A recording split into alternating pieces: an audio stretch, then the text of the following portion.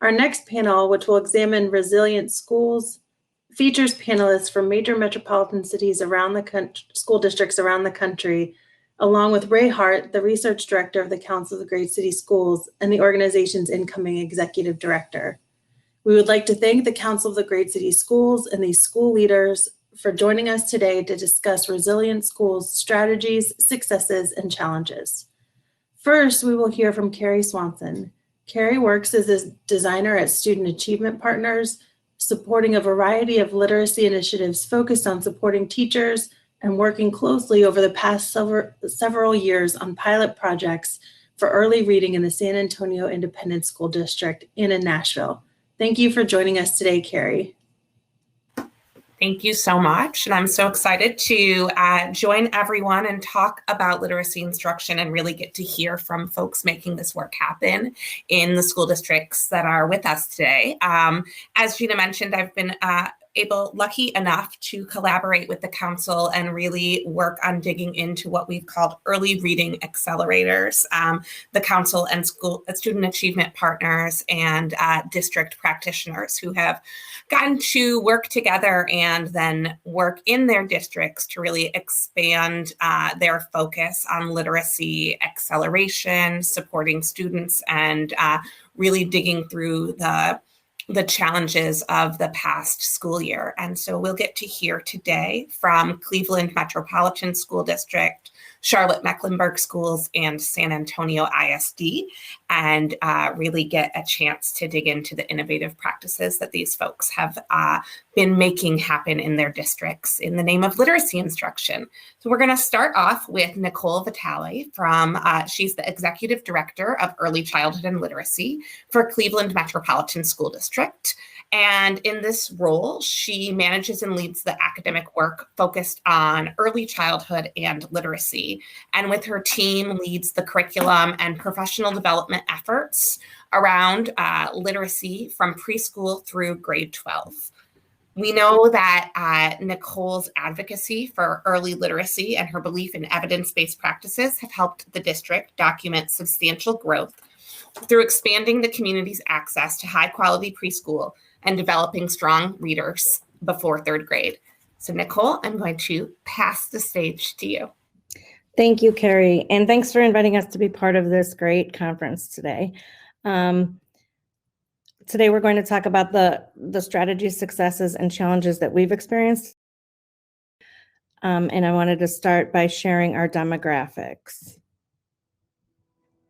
The Cleveland Metropolitan School District is the second largest school district in the state of Ohio, with an enrollment of 34,841 students, and a demographic made up of 63% Black or African American students, 17% Hispanic or Latino, and 15% white students. 23% of the student population education, 10% are limited English proficient, 100% are economically disadvantaged, and 4% of students are homeless. The district has a mobility rate of 18%. Prior to the pandemic, the district increased enrollment in high-quality preschool by 71% in 6 years and improved K-3 literacy by 4.4% in 5 years. Graduation rates have increased over the past 10 years to a record high, 80.1%, including an 80.9% graduation rate for African American students and an 82.6% graduation rate for Hispanic students. The Cleveland Metropolitan School District has achieved a 90.8% active parent engagement, and in 2019 helped launch the SAISD Education Scholarship Program, leading to the first enrollment in 5 years. The district lets families choose from high-quality school options from preschool through high school throughout the city and offers schools and programs with bilingual education, career technical education, dual language, early college, international baccalaureate, Montessori, mastery, performing and visual arts, post-secondary dual degree, single gender education, and STEM. To learn more, visit clevelandmetroschools.org.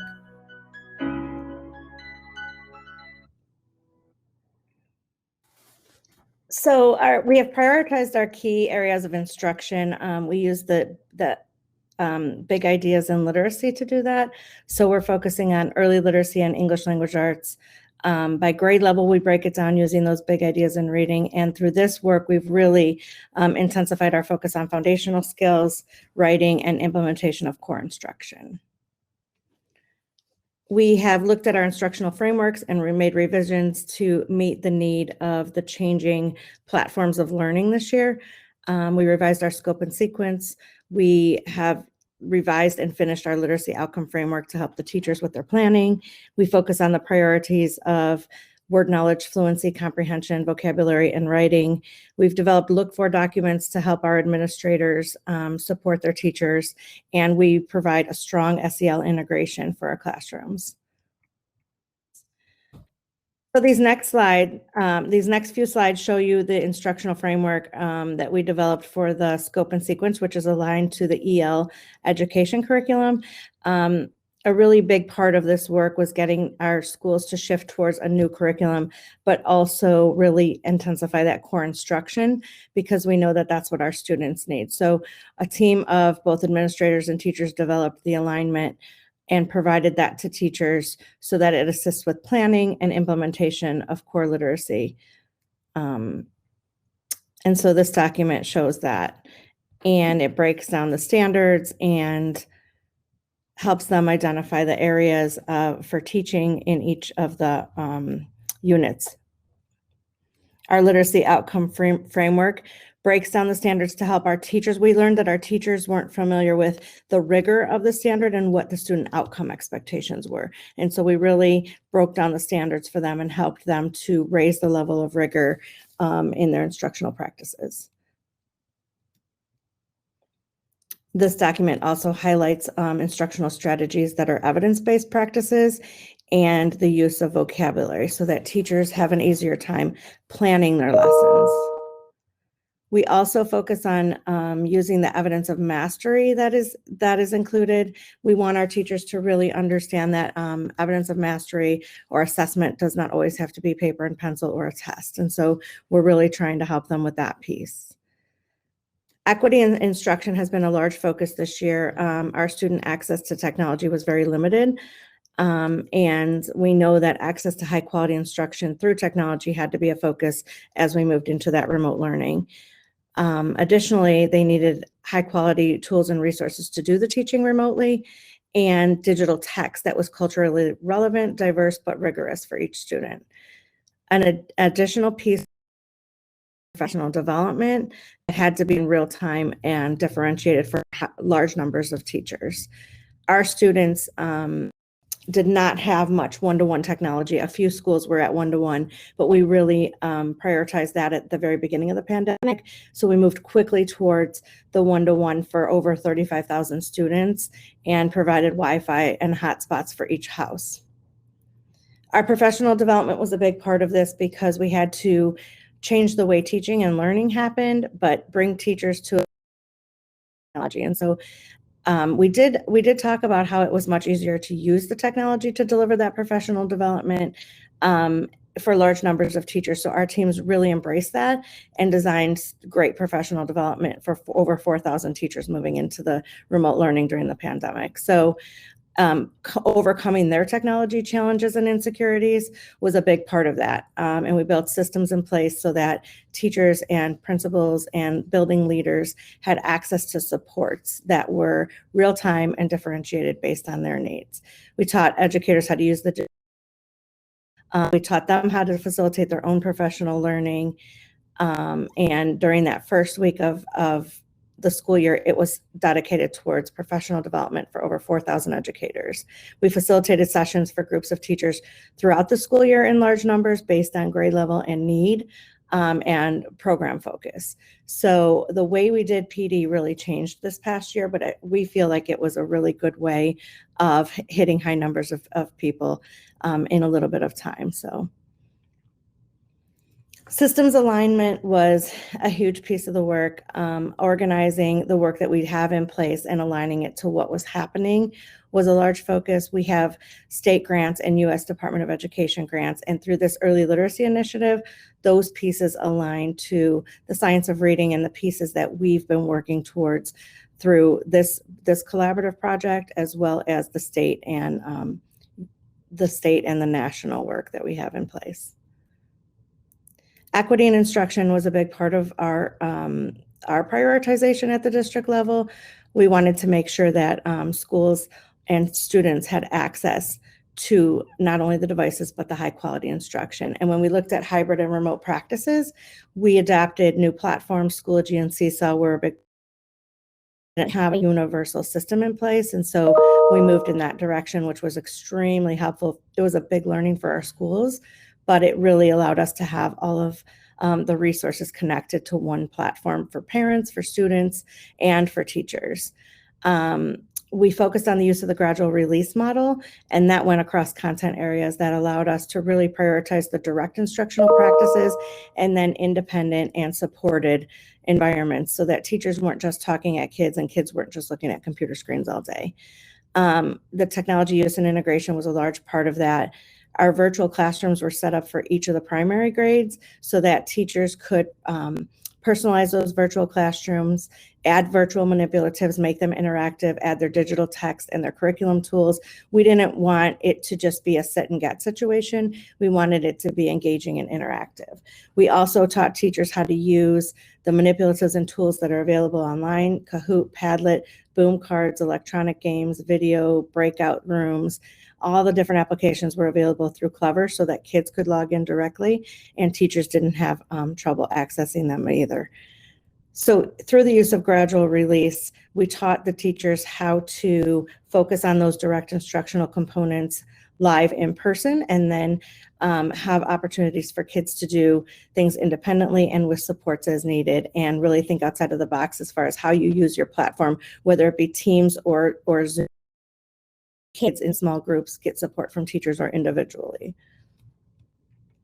We just have some examples of what the platforms look like. Within SeeSaw, there are tons of activities that are made, but teachers were able to build early literacy interactive activities and games for the kids. So if they were teaching, short vowel, the kids were able to engage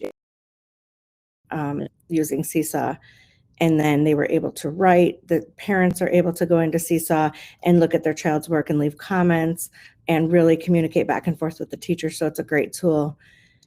Scholastic Weekly Readers gave our kids real-time informational text access in a variety of topics. So that was a great tool that's been used across all of the schools. And Studies Weekly has also been integrated as really good digital text that's available to them. Headsprout is an early reading program that helps with the foundational skills, and so it aligns with the work that we've prioritized and put into place. And so kids are able to participate using prescriptive lessons that are assigned to them individually based on their area of development. Learning A to Z was integrated particularly to give kids access to high quality, rigorous text that has high interest topics, but also informational text that's relevant to their lives. Newsella is also a resource that has been integrated both at the elementary and at the upper elementary and high school levels to give kids access to real text that is rigorous but also of interest to them, and teachers can manipulate the activities using that Newsella text. ABC Mouse is used at the early grades, particularly preschool and kindergarten, to develop individual learning paths for each student. This was hit every content area, not just literacy, and so the kids were able to use their iPads to using ABC Mouse independently. This is an example of a virtual classroom. We had virtual classroom templates created that included our social emotional learning work, access to the programs for each grade level, and manipulatives that were appropriate to the lessons that were taught. So teachers were provided with the template, and then they could personalize based on what their classroom needed. This is an example of a virtual book room. Again, we focused on alignment with the EL education, but also strong integration of social emotional learning. Student engagement was a priority for us. We had a difficult time in the upper grades, but the younger grades, the students were really good about coming into the virtual classroom events. But as the students got older, we really, teachers told me that they had to be really, really creative with how they engaged their students because they weren't motivated in a lot of situations. But our teachers used Teams to reach out to students directly. They also were available for one-on-one meetings as needed. They had office hours for the students and the parents. We really focused on use of the camera and the to record things for kids to review later, use those breakout rooms to continue small group activities that were appropriate for each grade level, and then structuring the use of chat with monitoring. We provided one-on-one supports as needed. We were creative about our use of tutors and paraprofessionals, and we really emphasize the use of those digital and virtual tools to make the lessons more engaging and game-like. Communication was increased using those platforms. Teachers expressed that it was a lot easier in some cases to reach out to parents and to students directly and open that line. Although it took some time to adjust, it was a successful strategy. So just some examples of student engagement. And when the kids did return to hybrid and where they were in person in the buildings, we had to teach them how to use best practices, but also follow CDC's guidelines. And so really still do that morning, but maybe we're not all sitting together at the carpet. Use the four corners of the classroom, just be creative with your spacing and designate materials specifically for each child so that they could still participate in centers and hands-on learning, but without necessarily, cutting back their activities. As we move into our new normal, we're talking about hybrid learning options for next year for parents.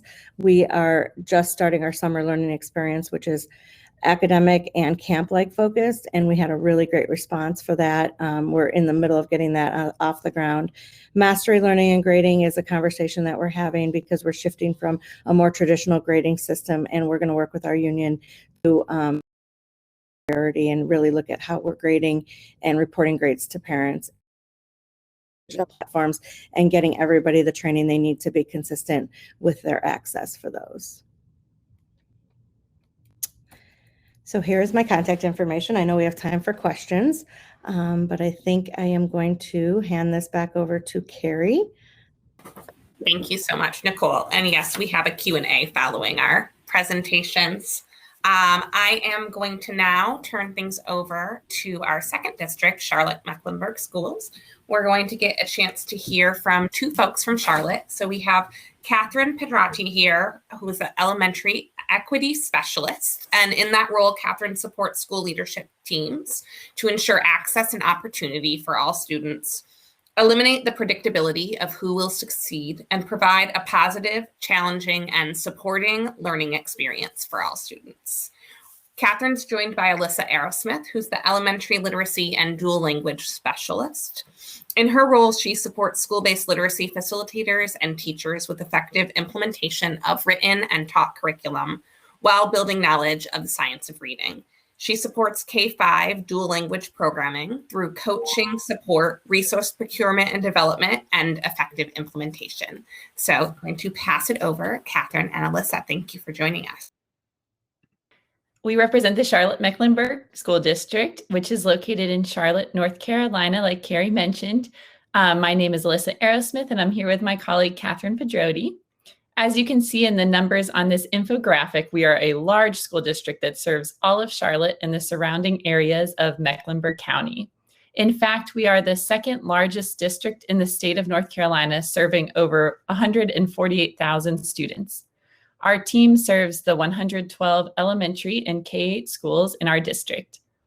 With such a large district, our schools can have very different needs depending on the part of Charlotte you're in, and we serve a diverse population of students, including many English learners. So one of our most important areas of focus is ensuring an equitable educational experience for all CMS students.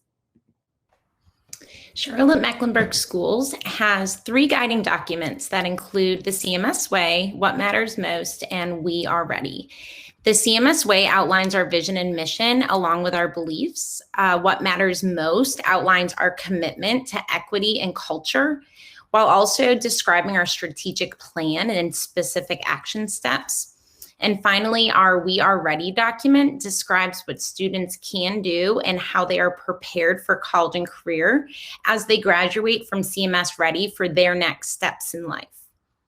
These 3 documents allow for district alignment and focus on what matters the most to us, really ensuring student success and building the knowledge and skills of our teachers.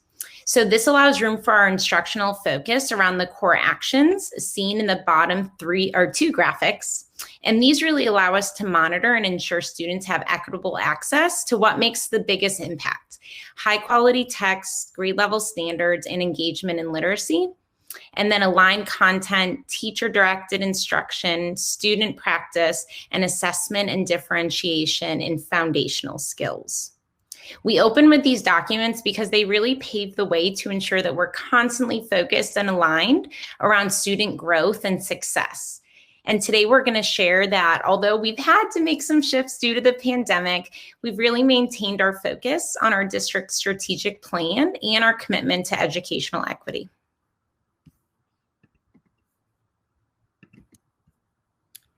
So we wanted to start by giving you a brief overview of literacy in our district pre-COVID.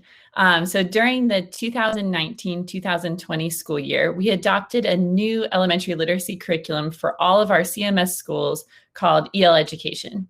We selected this curriculum after a rigorous vetting process because it aligned most with our CMS mission and vision, as well as our beliefs around high quality instruction and the student experience. The adoption of the EL Education curriculum as our core literacy curriculum in grades K-5 across the district provided a floor for instruction and consistency across all schools in regards to instructional materials for the first time in almost 10 years.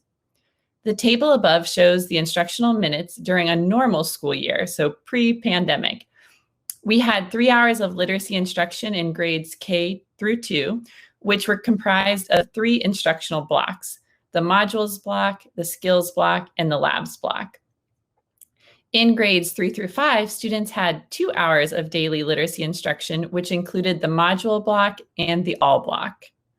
The module block is when teachers explicitly teach and formally assess all reading comprehension, writing, speaking and listening, and language standards and strands of the North Carolina Standard Course of Study for English Literacy and Language Arts. The module block uses culturally relevant text to intentionally build students' knowledge around a topic over the course of a quarter. The K2 skills block is where the science of reading research shows up, as this block focuses on systematic phonics instruction for all students through a whole group grade level lesson, followed by differentiated small groups based on student needs around word work, writing, fluency through decodable text, and independent reading. The K2 labs block is when teachers focus on building students' oral language and vocabulary, content knowledge, and habits of character through inquiry, social, emotional learning, and hands-on exploration. The labs block reinforces literacy skills, content knowledge, and habits of character taught in the module lessons, and provides teachers with additional time to document students' progress toward particular standards. In grades 3-5, students have the all block instead of the skills or labs block. The purpose of the all block is to extend learning from the modules block and provide practice and differentiated support for all students. So when the pandemic began, we went fully remote. And while we had many challenges with ensuring that this happened successfully, like ensuring students had proper access to technology and internet, we also had an incredible number of successes due to the strategies utilized throughout the various models that we were working with. So starting in October 2020, we were able to begin bringing students back on a rotating basis. So this meant that students were remote on some days and in person on other days, or there was a full remote option as well if they were still more comfortable remaining on that for the entire year. Schools had different instructional models happening based on their specific numbers with what students were choosing and their staffing availability.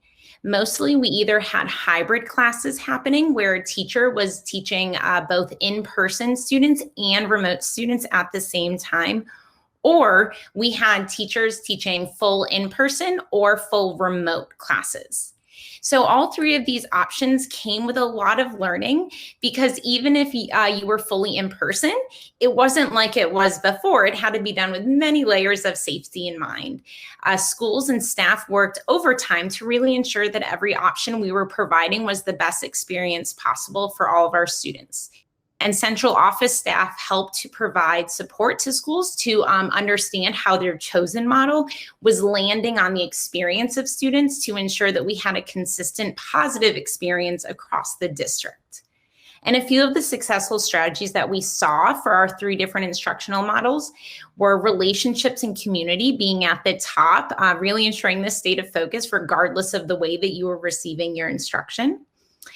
Ensuring that those relationships went beyond just the student and included the family or the caretaker, and ensuring everything was relevant to our students and created with their interests and needs in mind. We utilized staffing in strategic, new, and creative ways, and we utilized specialized technology like swivels and document cameras, breakout rooms, to make the learning as interactive as possible for both in-person and also our virtual students. So now we're going to dive a little bit deeper into how things shifted, in particular with literacy. Thanks, Catherine. Okay, so while in remote, our instructional framework shifted with our daily minutes, as you can see with the blue picture on the left side of the screen. This shift ensured students had access to all components of the regular school day, while also taking into consideration the amount of screen time. Times were split between synchronous or live instruction, where they were either in a whole group, small groups, or one-on-one with their teacher, and asynchronous instruction, when they were independently completing work on their own. To ensure we kept with our commitment to hold true to our curriculum and therefore our literacy core actions, our content specialists, along with cadres of classroom teachers at each grade level, created resources in a Canvas course that was then blueprinted to all teachers for each grade level. Those Canvas courses included daily lesson plans modified for remote and hybrid instruction, as well as slide decks that already included various engagement strategies and instructional videos that teachers were able to utilize to plan for both synchronous and asynchronous instruction. Adapting Canvas for our youngest learners was a challenge, since this is originally a resource created for college students. And we used a lot of visuals, Bitmoji classrooms, like you can see on the screen here, digital text through Sora and Epic, and recorded teacher directions to ensure it was a user-friendly experience for all of our students. We also tested out the Canvas content on iPads, which were our devices that we provided to K2 students. Resources to support just-in-time instruction and scaffolding were also developed in collaboration with our specialized services department, such as English Learner Services, Exceptional Children, and Advanced Studies, to enhance the core literacy curriculum and meet individual student needs. We also included data trackers, overall module guidance, and checklists and rubrics for teachers to use. This took a lot of the work off of teachers while ensuring we were providing a consistent, equitable, and on grade level experience for all of our students.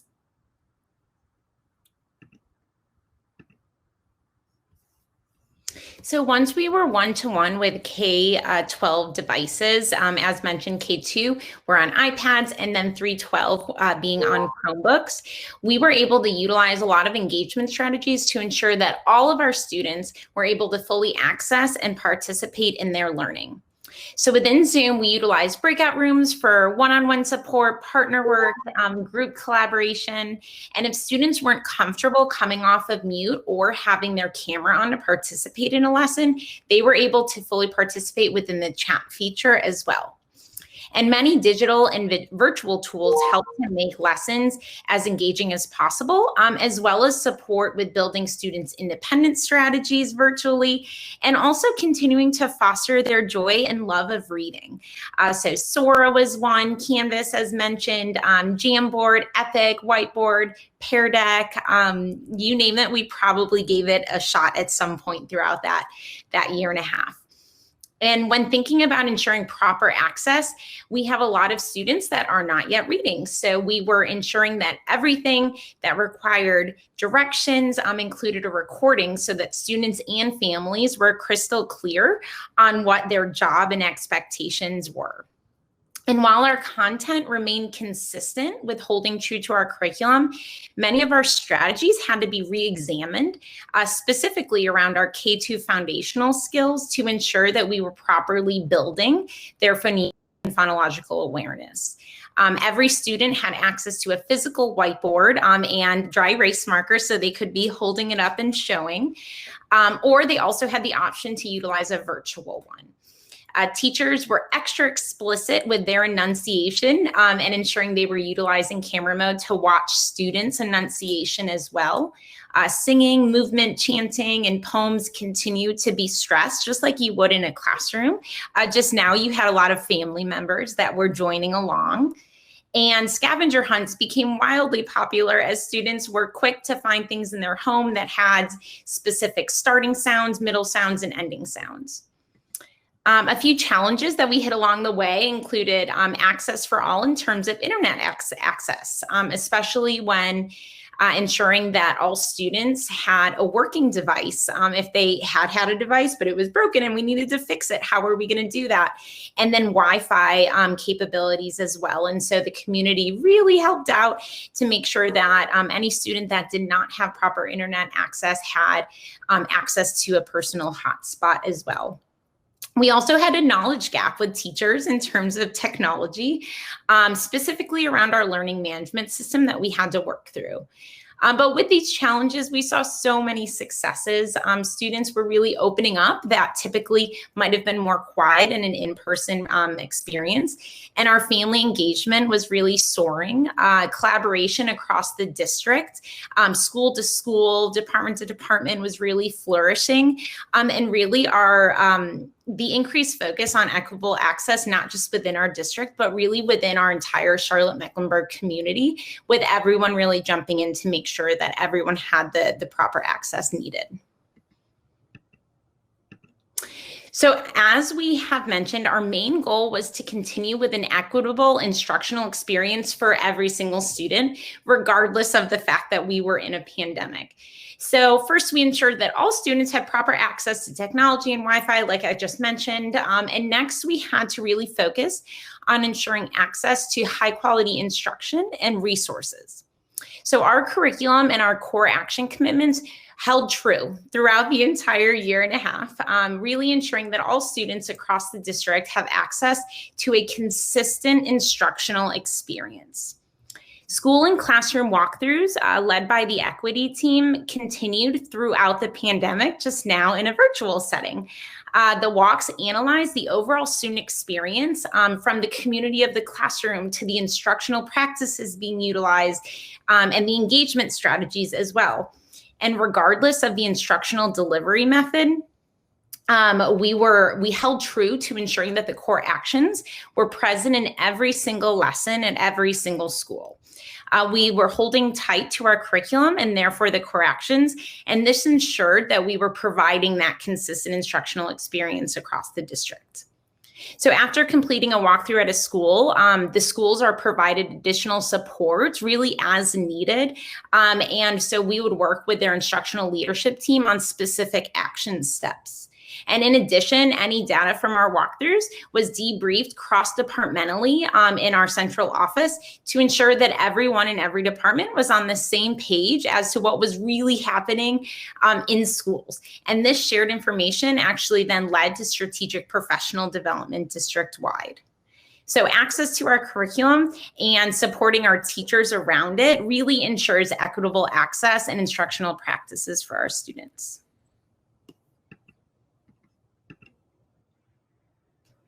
So we were strategic when thinking about unfinished instruction and therefore unfinished learning during this school year.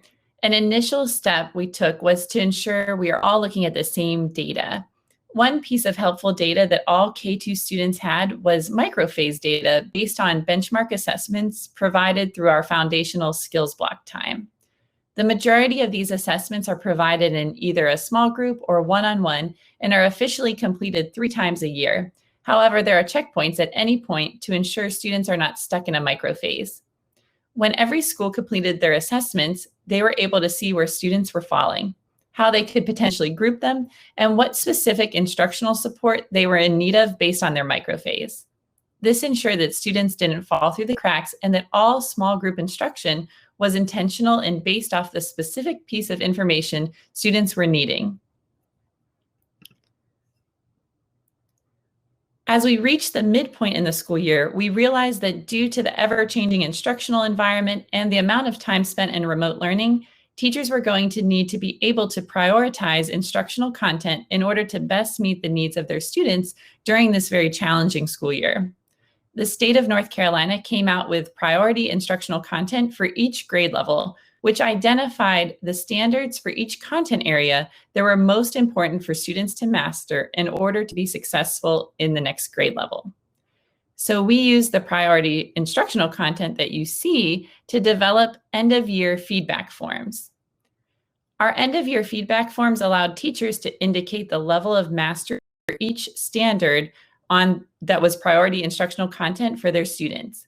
We did this in grades kindergarten through 8th, shifting from focusing on a letter grade by content area in grades 3 through 8 to levels of mastery in order to truly have a gauge on where each individual student was at the end of this school year, and with the priority instructional content for their grade level. In order to determine a level of mastery, we created rubrics with examples of student work samples or formative assessment opportunities that occurred throughout the school year that teachers could go back to collect at least 3 pieces of evidence before determining the level of mastery for each priority standard. These EOY, or end of year feedback forms, are helpful for both our teachers that are getting the students in the 21-22 school year, and also for our Camp CMS summer school teachers that will be working with students this summer. It allows teachers to quickly see where each student is on each standard without having to spend time reassessing them at the beginning of summer or at the beginning of the next school year. This allows for more time for targeted instruction rather than time spent on assessment. Finally, we are thrilled to be offering Camp CMS to over 30,000 students in our school district this summer. All students that have signed up for Camp CMS have a completed end-of-year feedback form so that their camp teacher knows exactly where they are and what continued support they need. In addition, the district was strategic to ensure that not only teachers were hired, but counselors, facilitators, and MTSS support to students so that they would be supported in every way possible. We are confident that this support and our community in continuing to close gaps that grew throughout the pandemic. During Camp CMS, we'll also be covering Module 4 content from our EL education curriculum, which was the content that we weren't able to cover this school year to ensure that we are finishing out instruction for all of our students who are attending Camp CMS.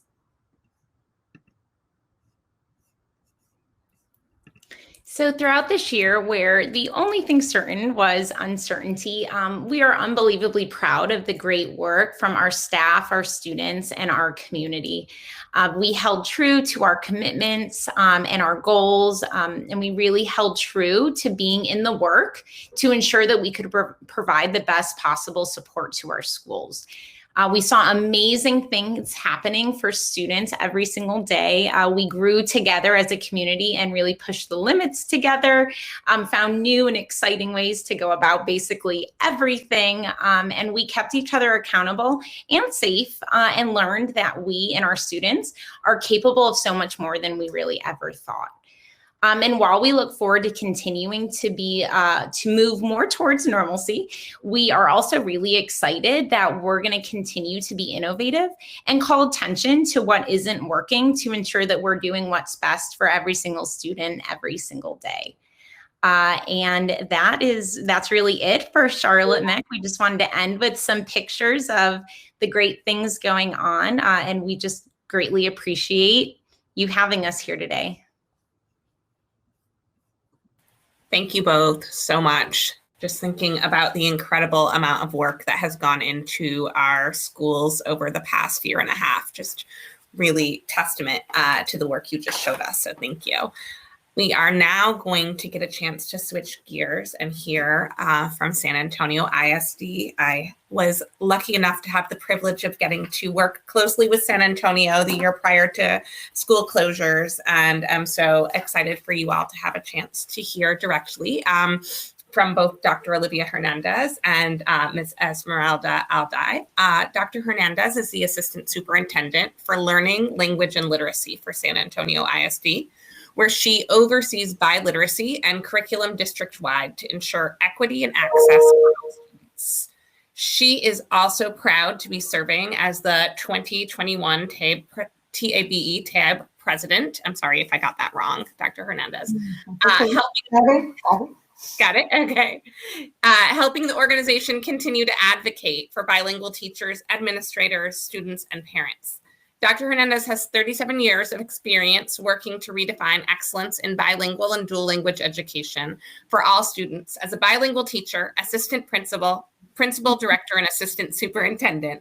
Dr. Hernandez values her Mexican-American roots and celebrates bilingualism and biculturalism every day. And we also have Ms. Esmeralda Alday, the executive director for the bilingual ESL and migrant department in San Antonio ISD.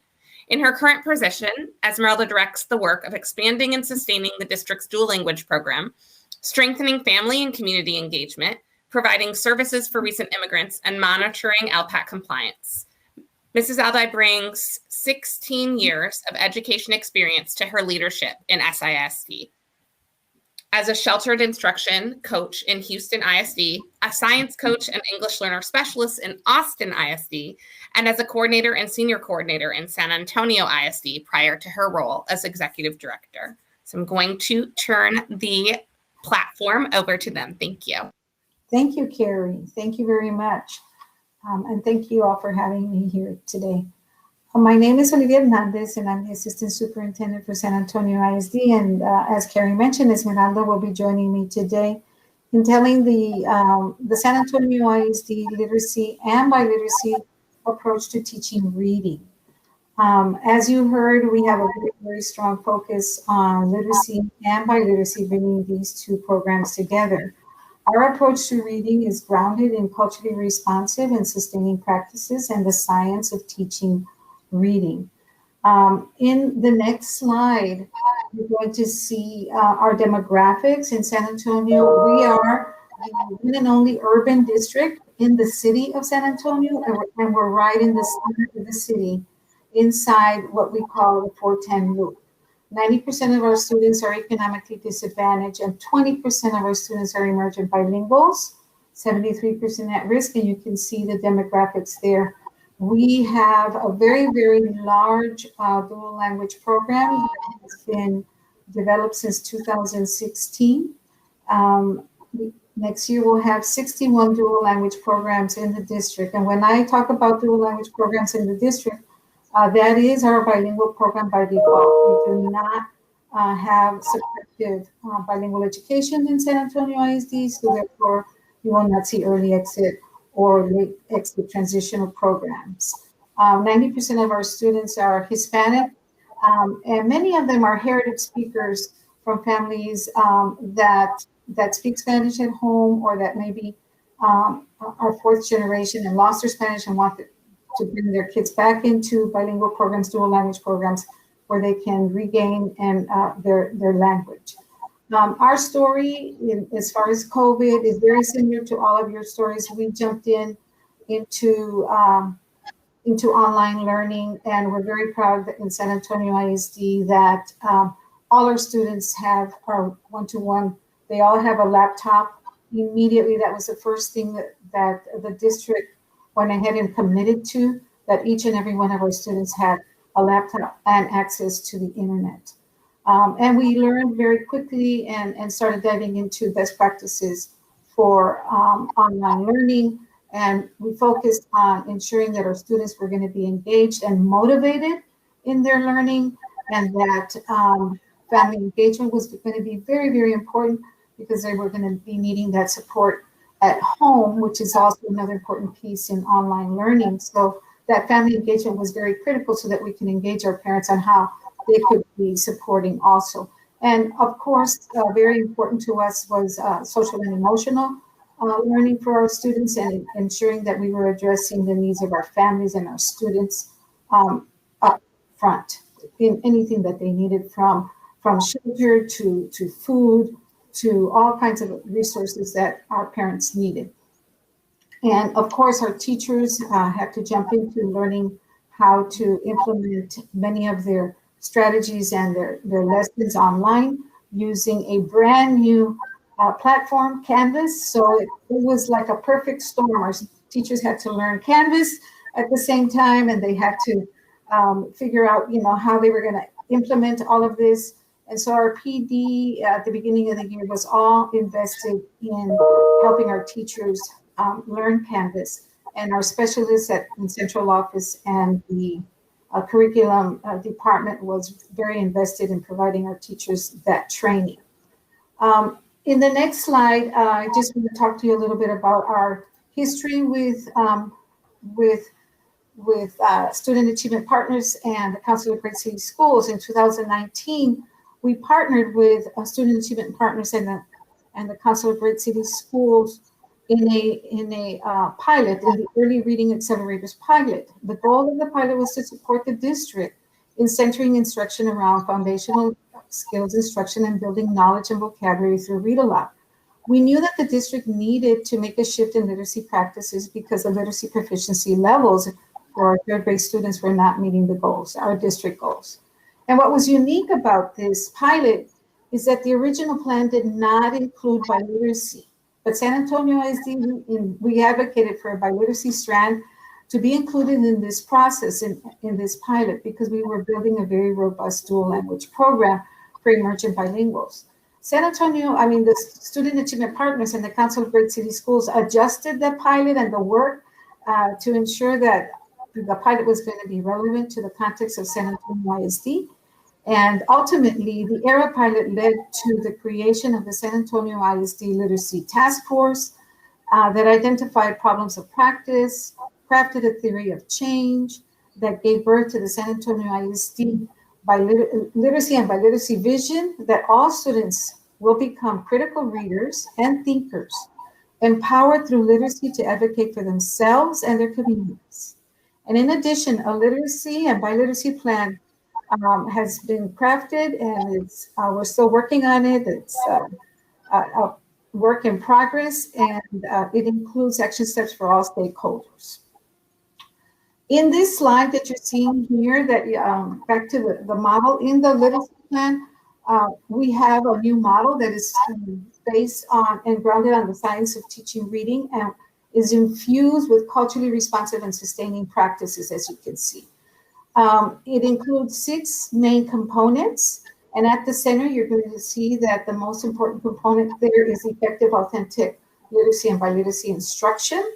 And then the following components are high quality literacy and biliteracy curriculum, effective for the teachers, authentic literacy and biliteracy assessments, authentic family and community engagement, and culturally responsive and sustaining practices permeate the cell model to support and elevate all the other components.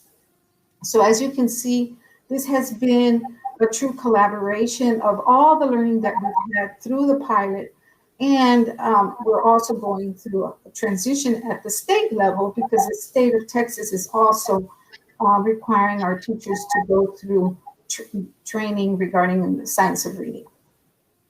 In the following slide, you can see that for us to address that effective instruction, literacy instruction that we want to ensure that they have a framework that is aligned. So for us, one of the most important things was to align the work that was happening in the dual language programs and in the all English programs.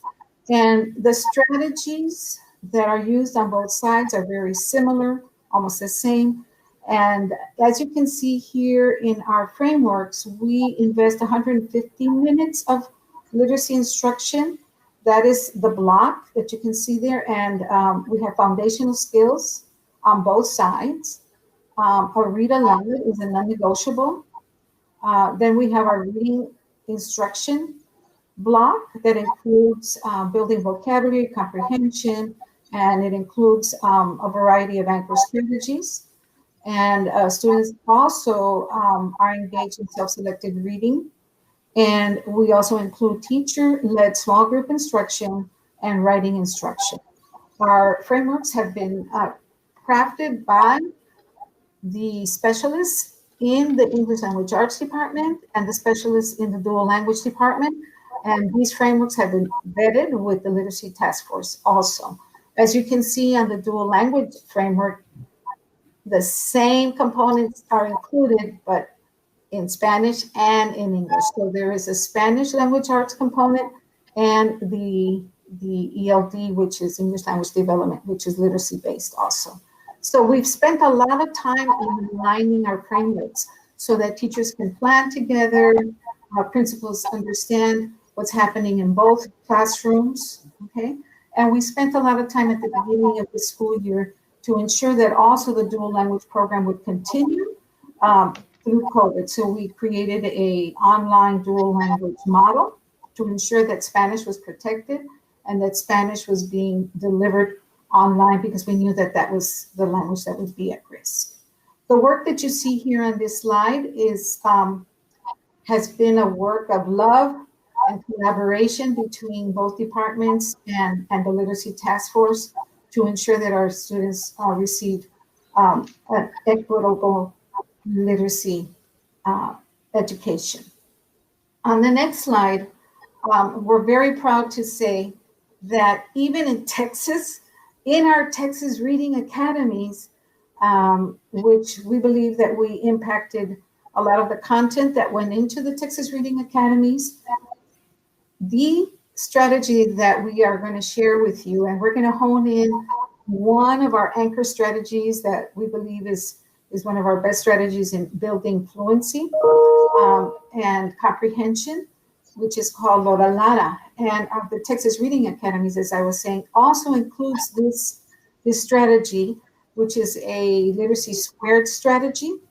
And we included on the monolingual English side and on the bilingual side, both on our frameworks in San Antonio ISD and in the Texas HB3 Reading Academies.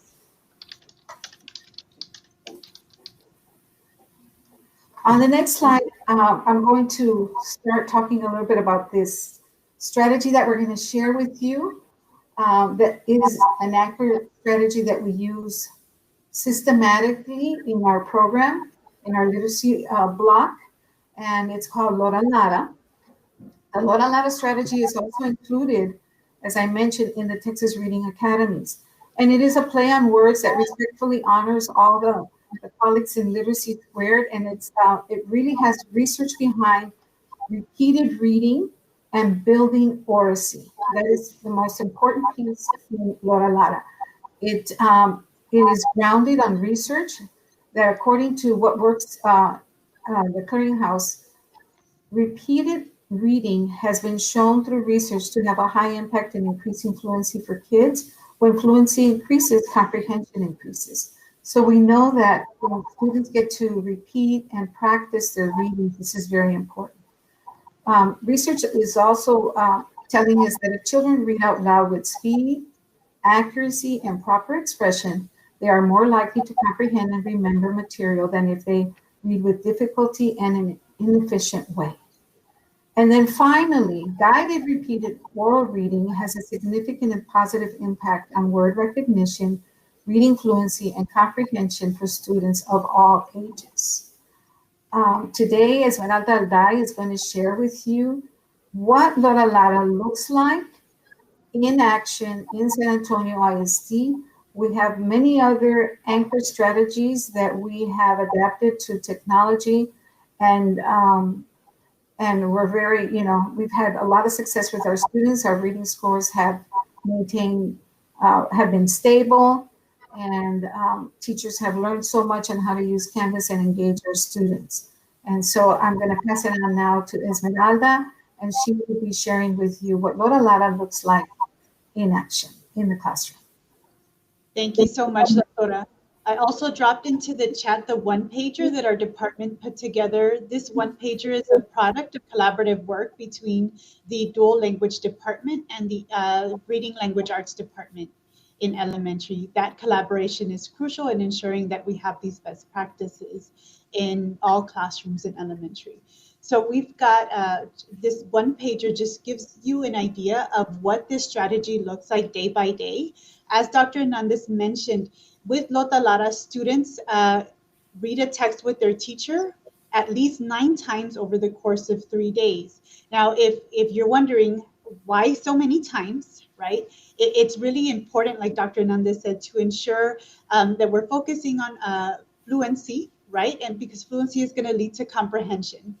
Because we are ensuring that we're reading the text that many times, it's crucial that that text be above grade level. We definitely don't want to have a text that is not challenging for our students. In addition to that, it's just as crucial that that text that our students are encountering so many times over the course of this many days is relevant. We want the text that our students interact with their teacher, with themselves, with each other, as you'll see through the structure of Lotta Lara. We want to ensure that students see themselves, that they value their culture, and that we are sharing some of our culturally and linguistic sustaining practices through the text that our students read. And so on this slide, you'll be able to see just an overview of what Lotta Lara is, how many times we do Lotta Lara in both the Spanish language arts and the English language arts classroom. As Dr. Hernandez mentioned, the focus is on reading fluency and comprehension with that extra focus on Oracy, which is super important. In just a bit, we'll discuss the differences between close reading and Lotta Lara. That's a question that we get quite a bit. And so if you can click on the one pager, if you'd like to follow along with us, you'll see that we've got the 3-day cycle. The teacher reads aloud. She does the model read the first day, right? We then go on to the echo read, where the students echo back what the teacher is reading. Then we have the choral read with our students. The entire class reads in unison. The students then turn and do a partner read, and I actually have a great video that we're going to share with you at the end of the presentation so that you can see our students in action. With this emphasis on Oracy practice. So this focus on language structures is super important in the Lotta Lara, whether we're doing it in the Spanish language arts portion of the lesson or the English language development portion of the lesson. Here again is that one-pager linked, and I'd like to show you an example of what some of our teachers have created as far as Lotta Laras. And so because it's important for the text to be culturally relevant and engaging for our students, one of our 3rd grade teachers took a song by Los Tigres del Norte, which is a regional northern Mexican band that a lot of us are familiar with. I don't know how many of y'all are familiar with Los Tigres del Norte, but to be able to take lyrics from a song that talks about themes of immigration and to have the teacher read that out loud to you, and then you turn and read that, and then you choral read that, you echo read that, you partner read that, and then you have discourse about that with your partner. You can imagine what a powerful experience that is, not only for our students that are engaging in this work as early as kindergarten, right? But think about the teacher, right? Being able to validate their own culture by bringing in some of these beautiful songs and poems that we grew up with in our culture. So on the presentation that we shared with you, you can see what this particular Lotta Lara lesson that is called La Jaula de Oro looks like from day 1 to day 2 to day 3.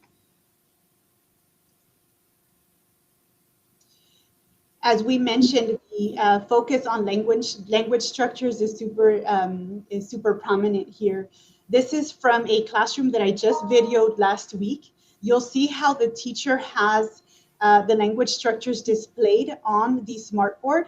So it's important for the students to be able to describe step by step what they're reading about, what they've learned about. So this particular Lotta Lara is around a biliteracy unit on the theme of immigrants. So during the Spanish language arts portion of the lesson, the students and the teacher read Dreamers, but they read it in Spanish. It's called Soñadores, right?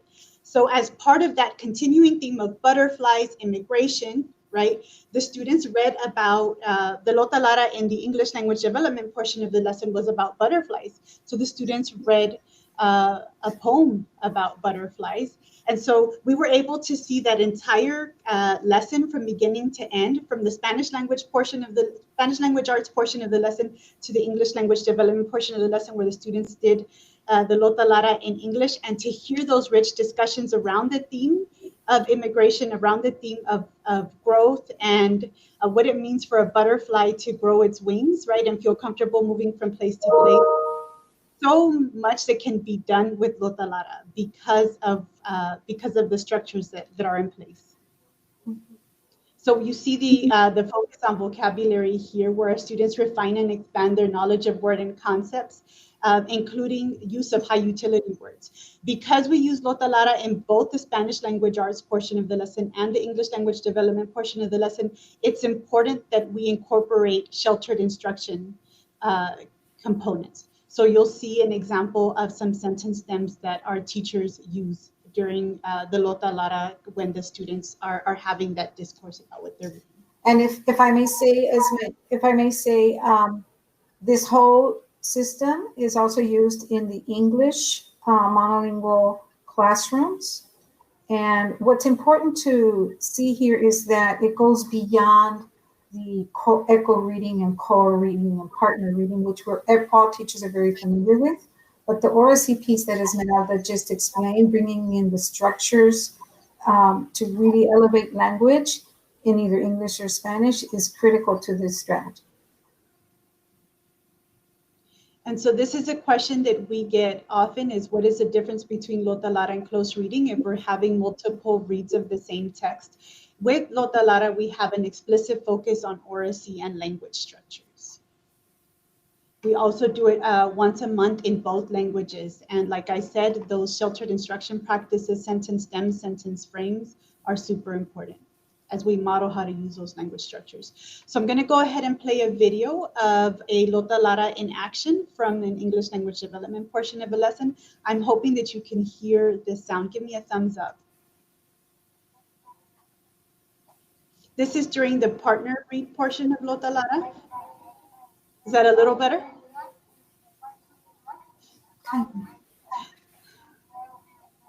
So here's that poem on butterflies that the students are reading, and you were able to see some of the sentence stems that the teacher is modeling for the students as they discuss what they're reading in the poem.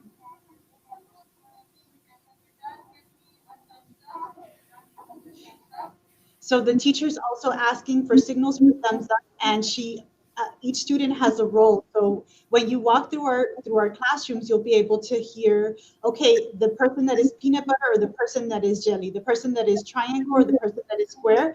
That way students know not only the language structures, but the norms for how we engage in conversation around text as part of the Lotta Lara structure. This picture on the right is the Lotta Lara Lecturitas binder that our students have of all their Lotta Laras in both English and in Spanish. And so it's really great to be able to have our students have that compiled in a binder. And this is a first grade classroom.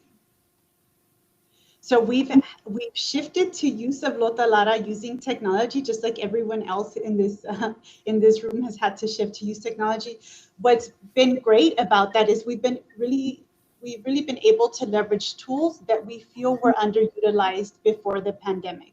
And so we've been able to leverage tools like Flipgrid, which I'm sure everybody's familiar with, right? But how can we use Flipgrid for students to engage in discourse when one of them is at home and the other one is in the classroom, right? Our Zoomies and our roomies use Flipgrid and they respond to each other. So you're able to embed sentence stems onto the Flipgrid structure. We've also used Padlet, and for our younger students, we use SeeSaw for Lotta Lara. We've also seen in some of our upper grade levels how students use breakout rooms for partner reading. We were able to see that in a 4th grade classroom. And as long as these structures are modeled, our students are successful. Doctora, did you want to add anything else? No, at this time, that's it. Just we're also working on the curriculum and are building units that are going to be very much aligned to the science of reading so that students build vocabulary and knowledge through these thematic units. Our curriculum department has also created our very own San Antonio ISD version of a scope and sequence or progressions of phonics, phonological awareness and phonics in English and in Spanish. So we're very proud of the work that is done in the curriculum department, and Esmeralda Alday and Kendra Doyle, our Executive Director for Curriculum Instruction and Assessment, work in tandem in ensuring that our students are receiving an equitable literacy and biliteracy education. And since you were not able to hear the video very well, I'm going to make sure that I put that YouTube link into the chat for everybody. Thank you very much. Thank you.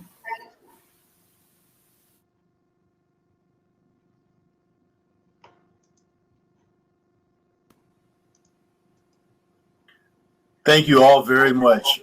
And please join me in thanking all of our panelists and all of our presentations today. We're grateful that they were able to join us, and thank you all for your expertise. That was wonderful. We'll now have an opportunity to have questions and answers from the group. Thank you, Esmeralda, for sharing the link to the video.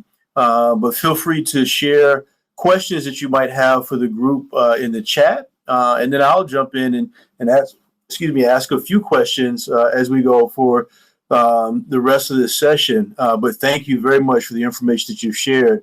I've had an opportunity, as I know all of you have, to observe a few teachers who have embraced the challenge of trying to teach a student to read during remote instruction. And for those on the call who may not have had an opportunity to observe those challenges over the past year, what are some examples of innovative practices that teachers are using in hybrid, remote, and in-person instruction? And in Charlotte-Mecklenburg, for example, you mentioned strengthening relationships in community and relevance to students and some other things. But can you give us some more detail about some things, some specific examples of things you've seen that have been innovative practices that teachers have done, particularly around reading instruction this year? And so we'll go ahead and jump to Charlotte-Mecklenburg, but any of our panelists can feel free to respond. Sure. I'll kick us off, and then Catherine, please feel free to jump in. So this year, when we think about, innovative practices that we've seen our teachers implement, during the pandemic and during remote instruction, we think about a lot of things to engage students, even though they might be at home, so that it's not just one student answering in a Zoom call at a time, right? So we saw the use of a lot of tech tools like Nearpod or Pear Deck, Book Creator, SeeSaw, anything that would allow for multiple students to engage at once. And then we also saw, like Catherine mentioned in the presentation, the use of whiteboards so that students could all visually show a response rather than, just calling on one student at a time again. We also saw, once we were in hybrid instruction, creative ways that teachers were engaging both their in-person students and the remote students at the same time. And some of that involved technology such as a swivel camera that would follow the teacher while she was talking to the students that were in the classroom, but allow for the students at home to follow along. And then just being really strategic with the ways that they engaged both those at-home students in the instruction as well as the students in front of them in their classrooms. Thank you. Thank you very much, Alyssa. Catherine, did you want to add anything to that? Yeah, I would just say obviously everything that Alyssa just shared, and then also just really being strategic with our staffing to make sure that staff that, especially once we were starting to get into different models of instruction, that the staff that had really been, had the data to show they had been most effective in remote, that those were still the teachers that were in front of them, and that they were having additional supports, whether it was a teacher assistant or the English second language teacher really pushing in and helping with that.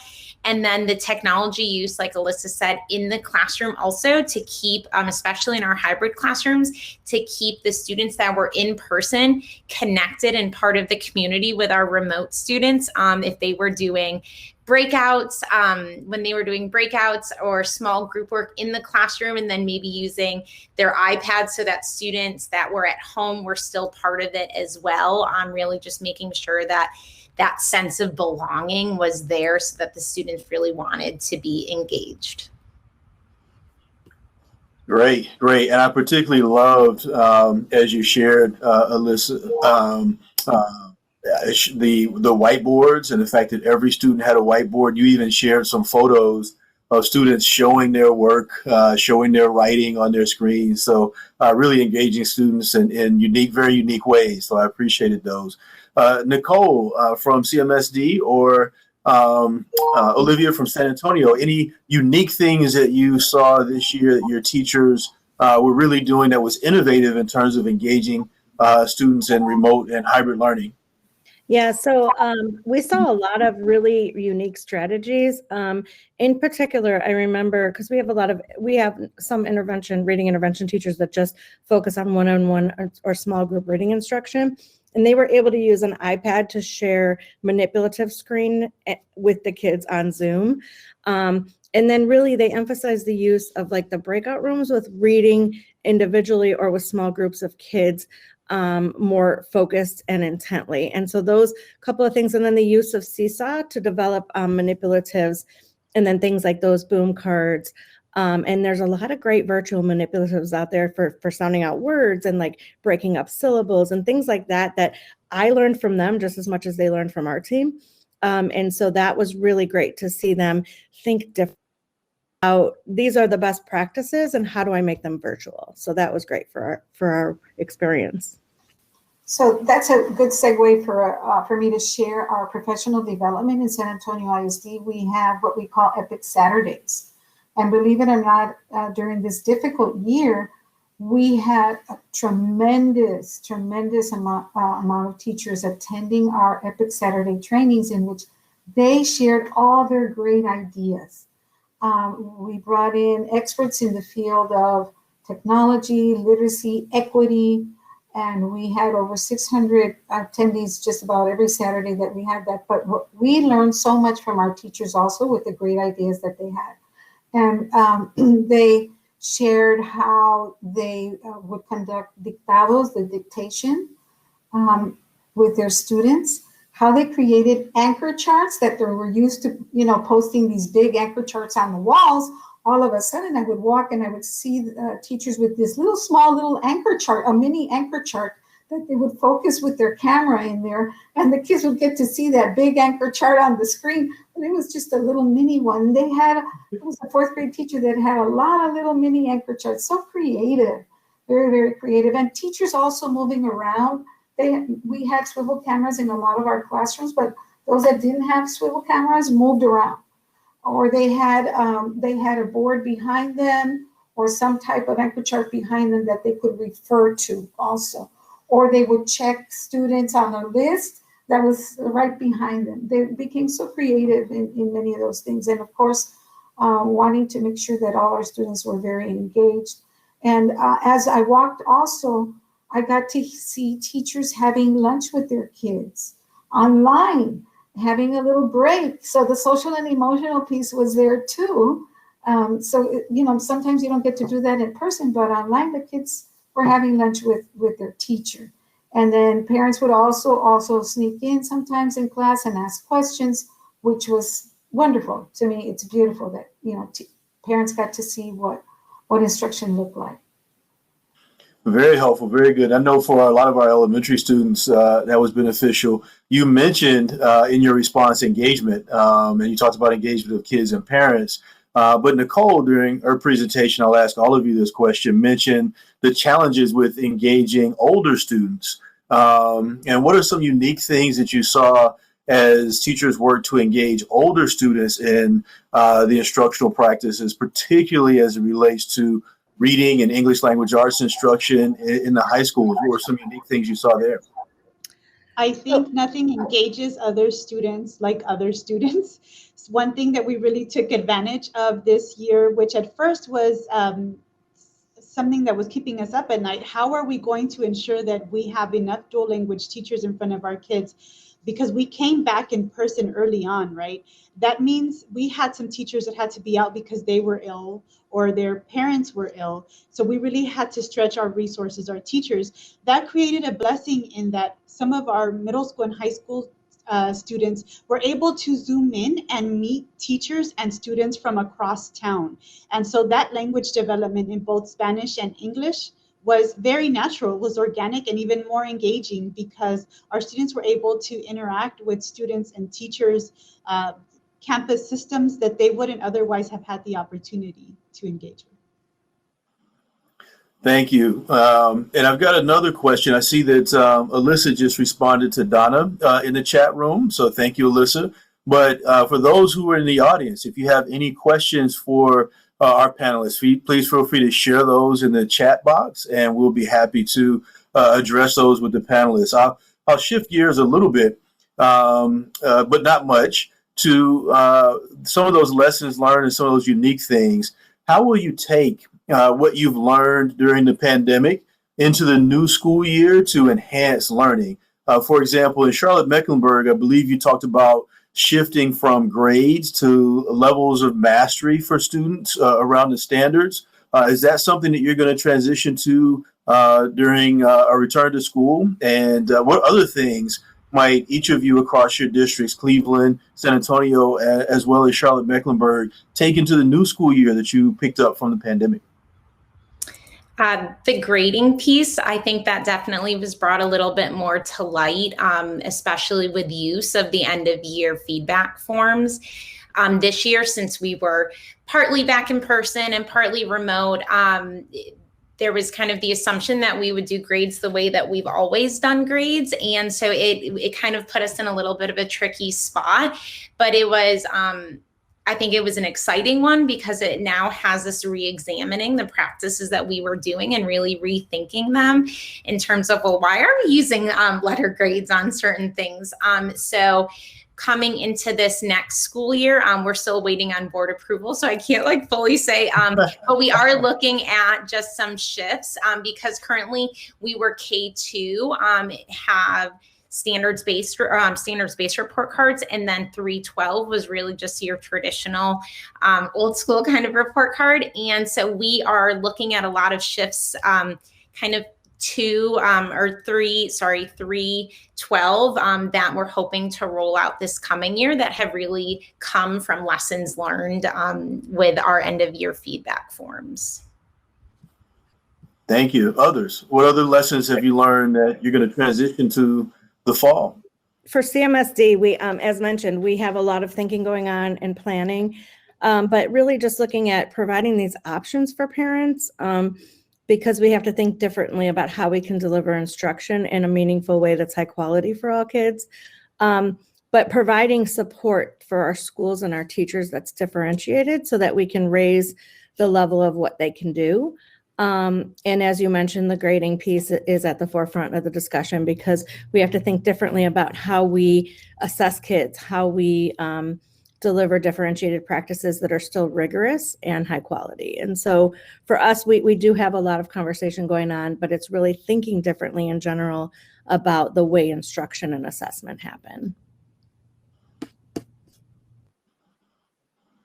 In San Antonio ISD, I can speak for myself. I think I went through boot camp technology training this year.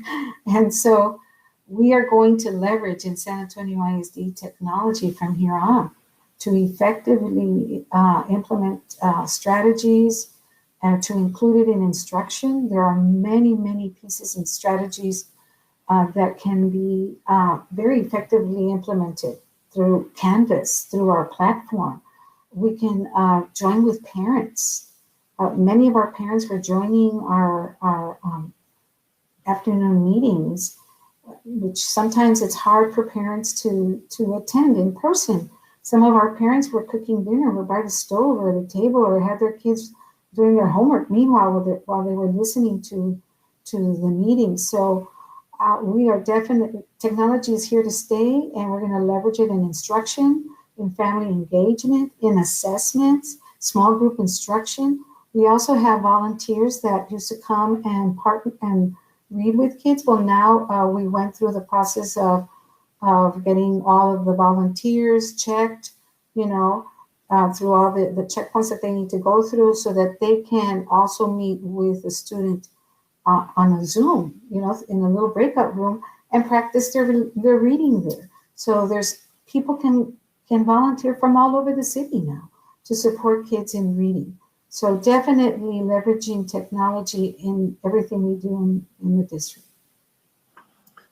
Great. We do have a question from Stephanie. Some of the things that your teachers have learned this year have really been learned on the job through trying to implement new practices by teaching virtually, et cetera. So Stephanie asks, how can pre-service and graduate school programs help support with teachers who haven't yet gone into the classroom? How can they help provide support by sustaining some of the lessons that you've learned? What are some things that teachers might need to bring to the table now that you helped develop over the course of this year that can be transferred to pre-service instruction? Actually, Ray, I want to jump in because we have a partnership with Cleveland State University, and we have a grant through the U.S. Department of Education where we are helping to inform the changes in the pre-service coursework to align with the science of reading.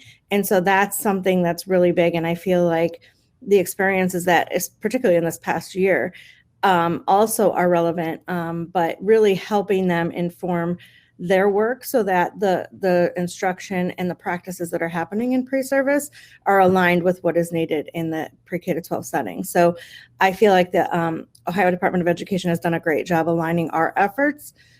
Even though, we're a school district and we're separate technically, we're working collaboratively through that work with the colleges and the university. So that's a big piece.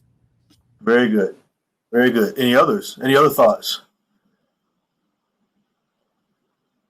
Just add to that, like everyone was mentioning, familiarity with tech tools is, more relevant than ever. And just thinking about that student engagement piece, whether your students are sitting in front of you or sitting behind a computer screen, I think preparing new teachers that are coming into the profession with different ways to engage students and making sure that they've used tech tools to engage students while in undergrad would be very important. As well as, I think the interesting thing about the pandemic and pre-pandemic is our focus has always been on, shifting the work of the lesson from the teacher doing all the work to the students doing the work. And that hasn't changed, right? No matter what modality we're in, that's always going to be a big focus for teachers and something that we're always coaching and supporting teachers to be able to do. So I think, the work around that still continues and is as important, if not more important than ever. Great. I'm going to pivot and ask a slightly unique question here, a little different question, but a couple of you mentioned it.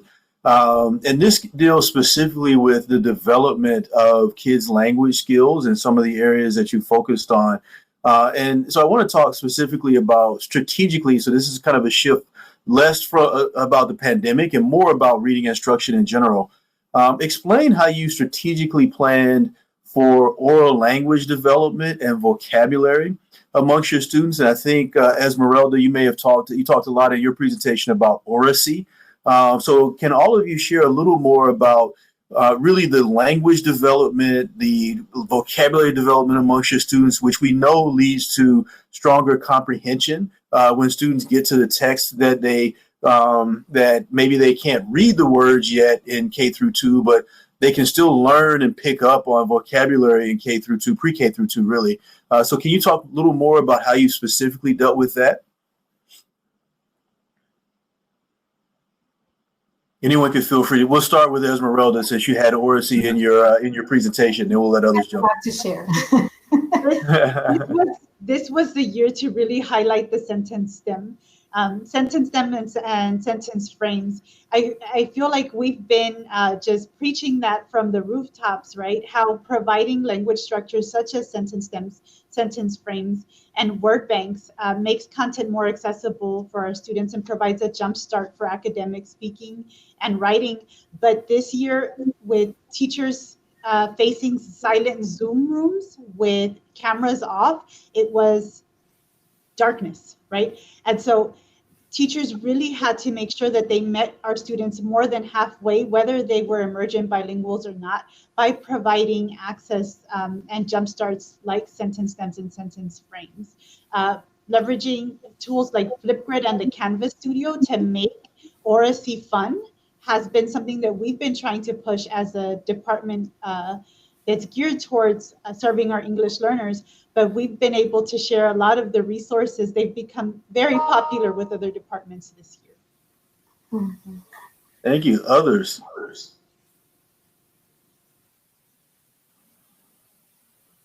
Catherine, you want to jump in and take that? How have you tackled oral language development vocabulary in Charlotte-Mecklenburg? Yeah, for sure. How we have it set up, both with module time, skills block time, and then also our lab time, depending on the grade band that we're in, really kind of sets itself up to support with oral language development. Some specific things we have, I would say one, there's equitable discussion norms and activities that are included from kindergarten on. And so we're really teaching the students how to just be speaking through sentence stems, providing more vocabulary so that after they get a month or two in, like they're taking charge of conversations around text and content really on their own. And then we also work in collaboration with like English second language teachers who, instead of working on something different, they are exposing the students to the grade level text in advance so that the students are coming into conversations already prepared with what certain vocabulary words mean and really just prepared to be able to add to the discussion in a successful way. And then finally, we have language dives, which dive a little bit more in some of the upper grades so that they can really dissect like a meaty sentence and really understand it a little bit more. And then our labs block, Alyssa, do you want to talk a little bit more about how that supports as well? Sure. So yeah, our labs block is really focused all around students' oral language and vocabulary. And so that time of the day is really enforcing the module topic that is being taught over the course of the quarter. So we know that, building students' knowledge around topics is so important, and that's going to help them have the language that they need to then be able to comprehend text. And so that labs block is like that hands-on exploration of materials and different activities aligned to the module topic, to just really engage students and, get them thinking creatively and just hook them into the learning. Motivation is key for language development. So the selection of text that was used with students was really critical so that they could get motivated to dialogue and discuss what was in the story. So, those main things like motivation, student engagement, and family engagement were very important to us in San Antonio ISD. But prioritizing our skills too, prioritizing our curriculum so that, we keep just the most important pieces of the curriculum because teachers had a lot to do, right? And so the most important, I would say, objectives that we had was to keep our kids engaged through discussions and reading, and our math also. Math is an area that we still need to work on a lot more, but our kids, I believe, this is my thing, that kids were reading a lot through the computer and, through the lessons that the teachers were offering them and posting and so on, and they were reading and writing. And then they were also uploading all of their videos because they had to read something and send it in, submit it to their teachers. So there was a lot of language development and reading throughout the year. I think that's excellent. I think it gets back to what really Uliana Urtube, our National Teacher of the Year, yesterday talked about, and that is the joy of reading and learning. It gets back to kind of the foundational purpose of reading. It's that read for the joy of it, and read for the knowledge that kids are able to gain. So I think that's important. So thank you for sharing that. I'm going to shift gears again. We've got a number of researchers and university faculty who are also participating in the conference. And I have a couple of questions that really address probably some of the things that they may be thinking. You talked a little bit about revisions that you've made in your instructional frameworks, in your curriculum, your approach to attending, your approaches, et cetera. How did you attend to best research-based practices in reading instruction when you began to make the adjustments that you made this year? What are some things around just research practices that you made sure that you included, that you learned from? And Nicole, I think you talked a little bit about that a few minutes ago when you talked about really the reading best practices that you infused in your collaborations with the university. Do you want to share a little more about that? Yeah, so we're working closely to refine the way they teach pre-service teachers. So we're focused on using the reading source book and then the science of teaching reading. We know that was an area that wasn't necessarily a big focus before. But I do want to say that we're fortunate on our literacy team is that we have a group of 6 instructional coaches that support our work. And the nice thing about that is that they're teachers at Hart. When we needed more teachers for remote instruction, they jumped in and they taught kids. And they really set a great example. I don't know if other districts dealt with the shortage of staff, but when we dealt with the shortage of staff, they ran into this remote learning and they struggled like the teachers did. And they really set a really good example of using those best practices. And they were almost like a support for their peers. And so that was nice, but during our regular time, they're real teachers. And so the teachers respect them. And then it removes that intimidation factor between an administrator and teachers. And so the learning is non-threatening. And so using them has been a huge piece of this because they're jumping in and learning it too.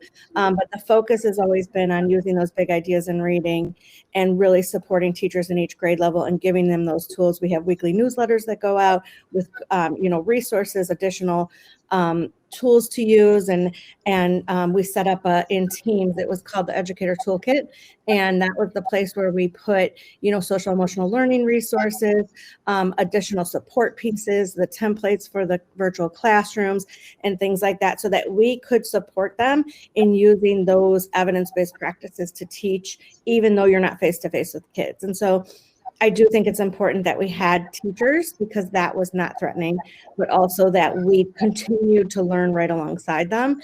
And it was, hey, we're in this together. There's nothing that's perfect. And we kept saying, kids don't know if you mess up. So jump in and try it. And something that works in my classroom may not work in yours, but we kept reminding them nobody's critiquing you and we're learning this together. And so we had to take that threatening piece away so that everybody had the confidence to try new things. And so we really built up some of those good examples. And I believe our team of Model E teachers was a big part of that. So. I can connect to what Nicole shared. We similarly also really used our teachers to be a part of the remote learning resources that we were designing. So each grade level had a cadre of teachers from schools across our district that were working to create these remote learning resources for other teachers in the district. So, similar to what Nicole said, that way there was buy-in from teachers to know, hey, this was created by my peers. And then also the importance of coming together to do that at the district level was so that we could hold true to what we know our research best practices. So, we still were holding on to every lesson being centered around a high quality text and teaching those foundational skills that we know are so important, especially for our K-2 students.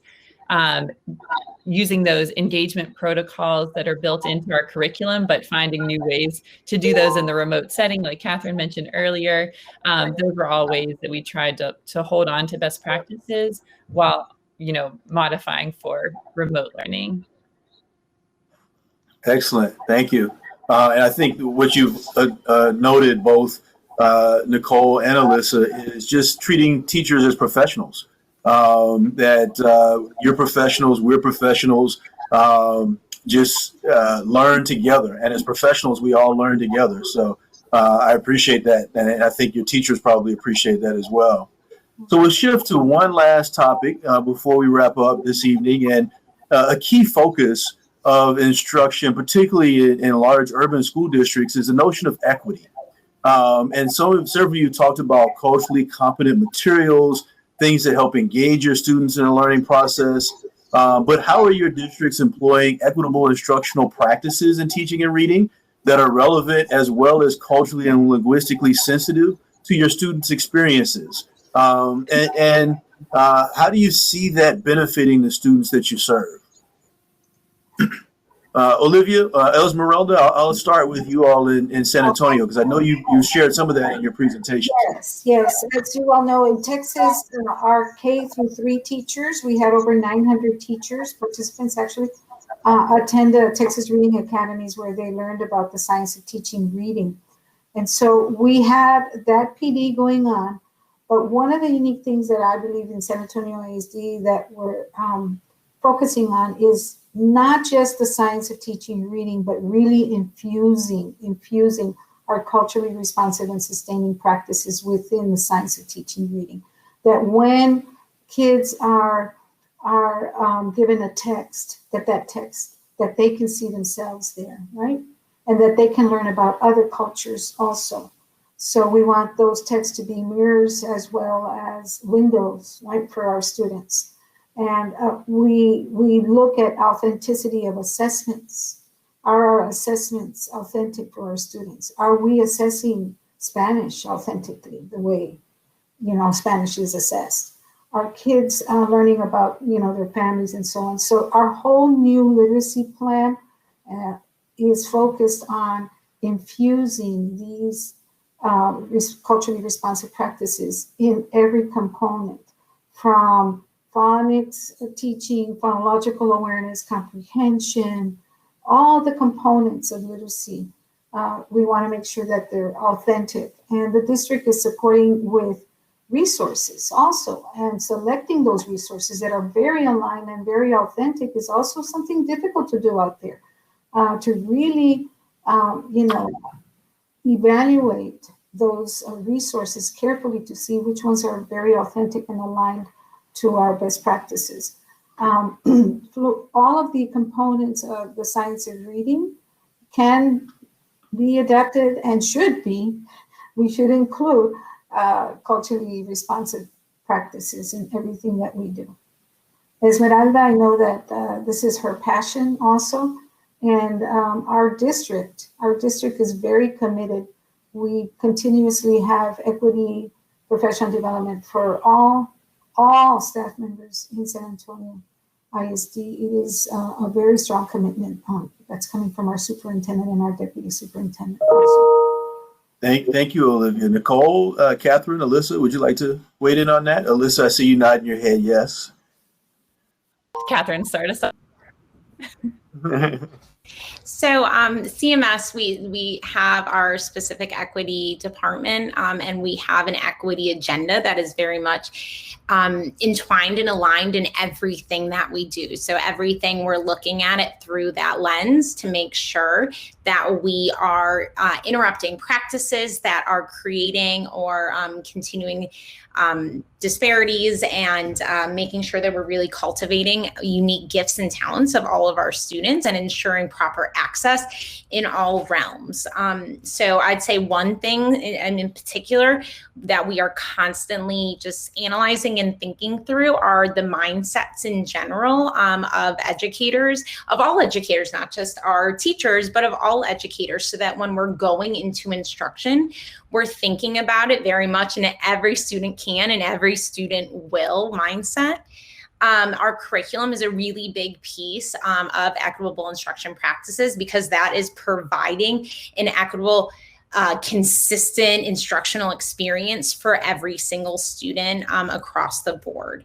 And within that curriculum, we have our culturally relevant text. The science of reading is worked in with foundational skills. And then on the district end, we really are making sure that we're providing professional development so that the teachers are able to utilize it in the way that it's designed and in the way that it really is intended to. Entwined in all of that, we have equitable discussion routines and norms so that we're really making sure that all voices are heard and appreciated and advocated for. And then finally, I'd say, we had said to think through like the mindset piece so that we're going into it saying every student can access this rigorous on grade level activity text. But we also are providing scaffolds and on-ramps so that every student has access to this at the level that is appropriate for them.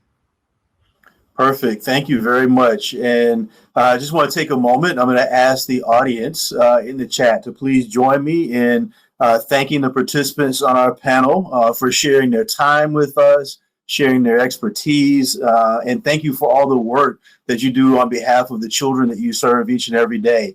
So thank you, Nicole Vitale from Cleveland Metropolitan School District. Thank you, Allison Aerosmith and Catherine Pedrati from Charlotte-Mecklenburg Public Schools. And thank you, Dr. Olivia Hernandez and Ms. Esmeralda Alday from San Antonio ISD. We're grateful to have you join us at the conference, and your expertise has been absolutely wonderful. So thank you for your presentations and your time during the Q&A. And we look forward to seeing everyone in the other aspects of the conference. For inviting us. Thank you.